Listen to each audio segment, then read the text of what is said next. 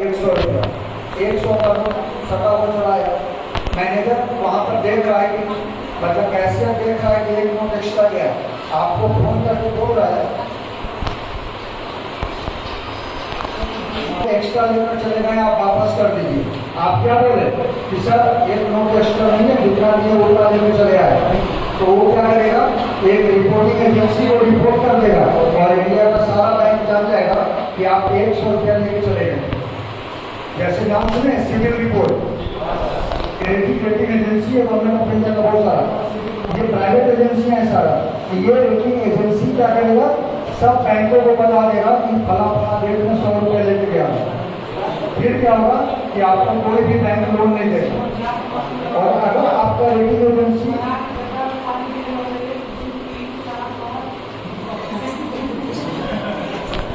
क्या होता है तो इसमें कोई दिक्कत नहीं है।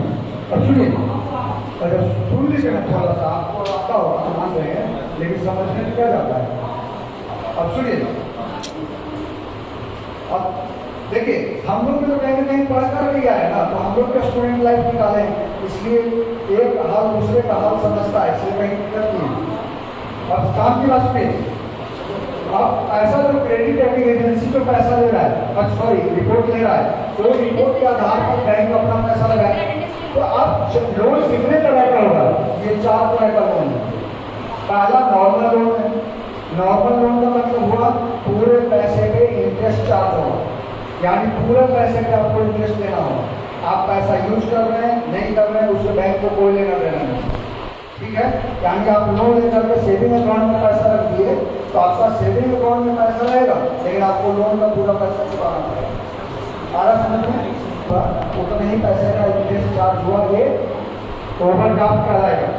कैश क्रेडिट क्या होगा, मान लीजिए कोई दुकानदार है और अपने होलसेलर को पैसा देना है, ठीक है, तो दुकानदार बैंक के पास गया कि सर मुझे ये सामान खरीदना है, पैसा दे दीजिए। उस कंडीशन में बैंक क्या करेगा, उस होलसेलर को पैसा दे देगा, और जो होलसेलर को पैसा देगा वो लोन किसका कहलाएगा, रिटेलर का। ये कहलाएगा कैश क्रेडिट। मतलब क्या है कि जिस उद्देश्य से आपने पैसा मांगा है उस उद्देश्य के पास पैसा जमा होगा, और लोन आपका कहलाएगा। ये क्या कहलाएगा, कैश क्रेडिट, यानी पैसा आपका कहा लेकिन दिया जाएगा उसको। इससे क्या होगा कि पैसों का हेरा फेरी नहीं होगा। जैसे आजकल क्या है, और स्टूडेंट का भी मिलता है, और पैसा किसको दिया जाता है, कॉलेज को, लेकिन इंटरेस्ट किसको देना होता है, स्टूडेंट को।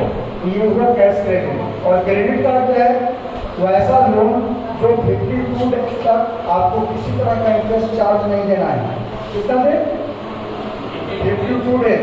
लेकिन 52 डेज अगर एक दिन भी पार कर गए तो आपको पूरा पैसा चार्ज देना पड़ेगा, मतलब पूरे पैसे का इंटरेस्ट चार्ज देना पड़ेगा। ये क्या कहलाएगा, क्रेडिट कार्ड। अब सुनिए, एटीएम कार्ड, डेबिट कार्ड दोनों दो चीज है। भारत में लगभग सभी बैंक एटीएम कार्ड देना बंद कर दिया, ठीक है। एटीएम कार्ड अब लगभग कोई बैंक नहीं देता, सब देता है debit card. ATM card bank को देना चाहिए, आपको भी लेना चाहिए। क्यों, अगर आपके पास 4 अकाउंट है और अगर आपने चारों में डेबिट कार्ड ले लिया तो चारों में इंटरेस्ट का चार्ज देना पड़ेगा, मतलब काम है वो जो ईयरली चार्जेज है चारों में देना पड़ेगा। हाँ, लेकिन एनुअल चार्ज, लेकिन एटीएम कार्ड में क्या है, किसी तरह का एनुअल चार्ज नहीं है। तो एटीएम कार्ड और डेबिट कार्ड में अंतर लिख लीजिए। क्योंकि अगर बैंक में गए और मैनेजर अगर आपको इंटरव्यू लिया, पूछा कि ठीक है अच्छा डेबिट कार्ड और एटीएम कार्ड में अंतर बता दो, तो आपको तो पता ही नहीं होगा, क्योंकि डेबिट दूसरे को बोल रहे, एटीएम दूसरे को बोल रहे।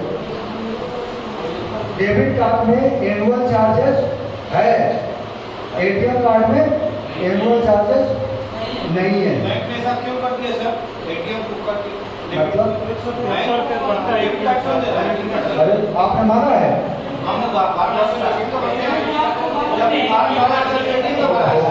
सर आप बैंक में आते हैं फॉर्म भरते हैं, अभी फर्स्ट में आया हूँ, फॉर्म किस चीज का भरते हैं, एटीएम कार्ड के लिए। कभी नहीं भरते, आप फॉर्म लेके आइएगा, इसमें डेबिट कार्ड फॉर्म रहता है, फॉर्म भी नहीं देगा, आपको प्रोसेस कीजिएगा।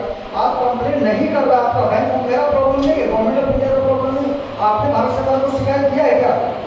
अब मालूम होगा कि शिकायत करेंगे ना। सर तो मालूम हो गया इसका मतलब आप बीच में डिस्टर्ब नहीं